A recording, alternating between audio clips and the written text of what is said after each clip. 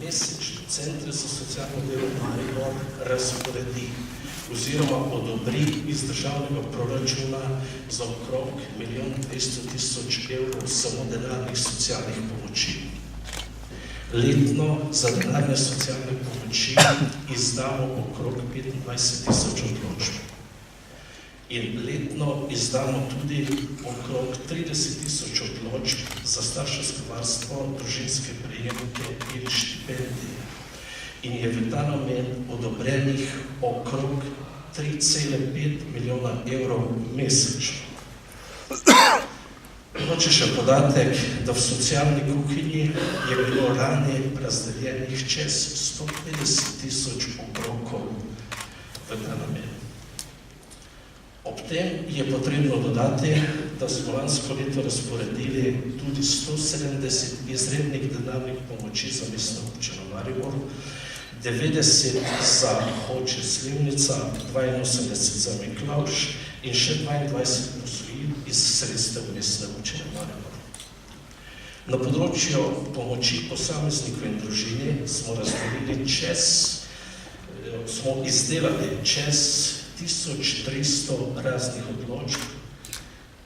Na področju starševskega varstva in potem tudi na področju varstva otrok in mladostnikov smo urejali mnoge stiske in težave staršev in njihovih otrok in mladostnikov s težavami v odraščanju ali s brezdomniškim vedenjem. V okviru našega mariborskega centra delujejo krizni center za mlade, ki je lani imel nameščenih 77 otrok, ki so poiskali pomoč samoiniciativno in smo lani tudi 39 intervencij opravljali za otroke. V kriznem centru za žrtve nasilja, ki smo ga ustanovili v letu 2009, je bilo nameščenih 118 žensk in 114 otrok. V zavetišču za brezdomce smo imeli povprečno mesečno nameščenih 24 uporabnikov. Da ne govorim še vseh drugih podatkov.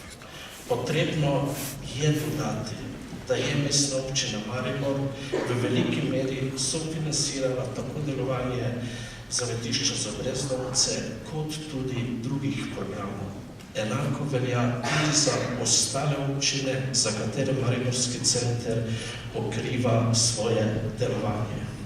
In ob tem bi kljub vsemu rekel naslednje, da kriznega centra za žrtve nasilja v Mariboru ne bi bilo, če ne bi imela Mestna občina Maribor z županom Kanglerjem na čelu in župani okoliških občin in tudi Podravja in Prekmurja ustreznega razumevanja za to problematiko.